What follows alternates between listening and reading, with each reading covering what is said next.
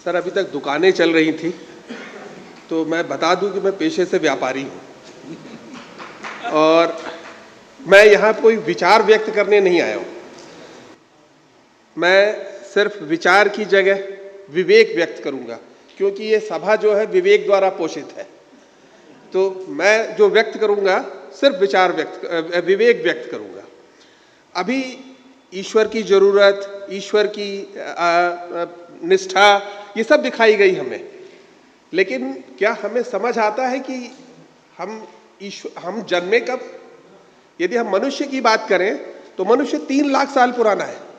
विज्ञान यह कहता है कि मनुष्य 3 लाख साल पुराना है, और उस 3 लाख साल में 13,000 साल पहले, सिर्फ 13,000 साल पहले संप्रदाय या कबीले बने, यानी एग्रीकल्चर युग के पहले कुछ नहीं था। इसके बाद 3,000 साल बाद, उसके 3,000 साल बाद हमें पता चला कि ईश्वर भी कहीं है। क्यों? हमें इतना टाइम क्यों लगा?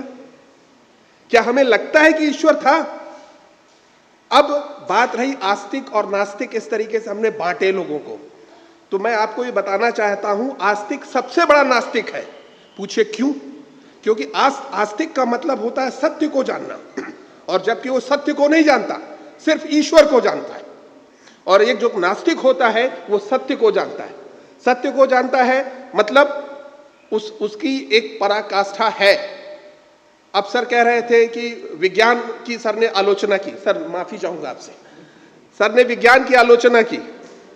अब सर न्यूरॉन्स में ही ईश्वर ढूंढ रहे थे। न्यूरॉन्स किसने दिए? साइंस ने।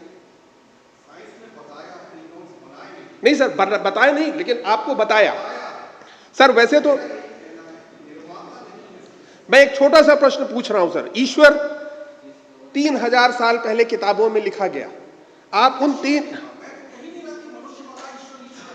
सर मैं ये नहीं कह रहा हूं, ईश्वर की बात कर रहा हूं सर, सिर्फ मैं ईश्वर की बात कर रहा हूं। मैं छोटी सी बात करता हूं सर कि हम सब किताबों में लिखे ईश्वर को ढूंढते हैं। धर्म ग्रंथों में ईश्वर लिखा हुआ है कि ऐसा ऐसा ईश्वर है, ऐसा ऐसा ईश्वर है। क्या आप में से कोई मुझे सच ये बता सकता है कि कभी उन्होंने व्यक्तिगत ईश्वर देखा है? क्या कभी व्यक्तिगत ईश्वर की कामना की है उन्होंने, या व्यक्तिगत ईश्वर को सर्च किया है? यदि किया तो क्या उसको सामाजिक रूप से लेके आए? क्यों नहीं ला सकते?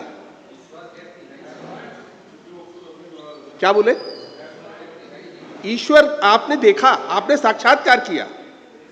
अब उस साक्षात्कार में एक बार ये जो भगवान बुद्धम शरणम गच्छामि, ये हमारे सबसे बड़े नास्तिक हैं।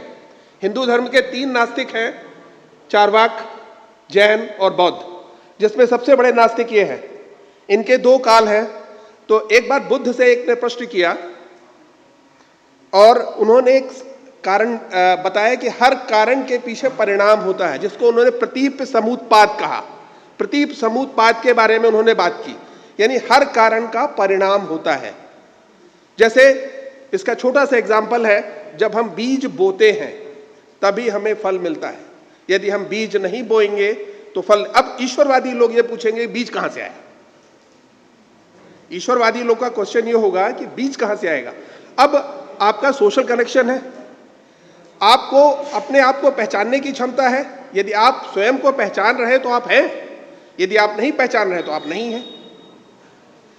Self content in social life में हम हैं।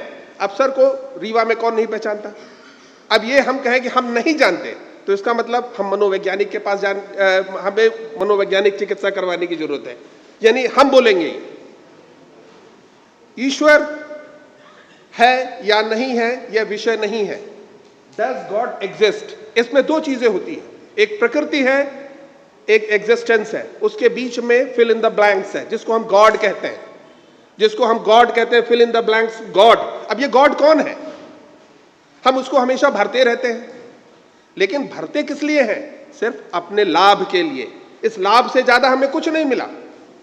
कोई ईश्वर को देखता है कि हमारी पत्नी ठीक हो जाए, कोई कह रहा है कि हमारे बिगड़ी बना दे, बस यही ईश्वर है।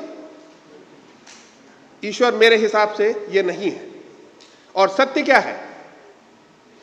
आप आकाश देखते हैं, अब आकाश में रोज सूर्योदय और सूर्यास्त होता है, तो क्या ये ईश्वर करता है सूर्योदय सूर्यास्त?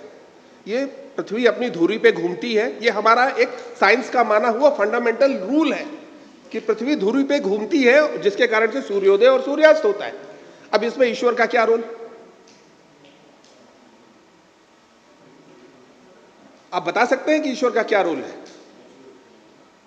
तो ऐसे बहुत सारे नेचुरल फिनोमेना हैं जिनको हम ईश्वर के भरोसे छोड़ देते हैं कि ये ईश्वर करता है। बस मैं इतना ही कहना चाहूंगा। धन्यवाद।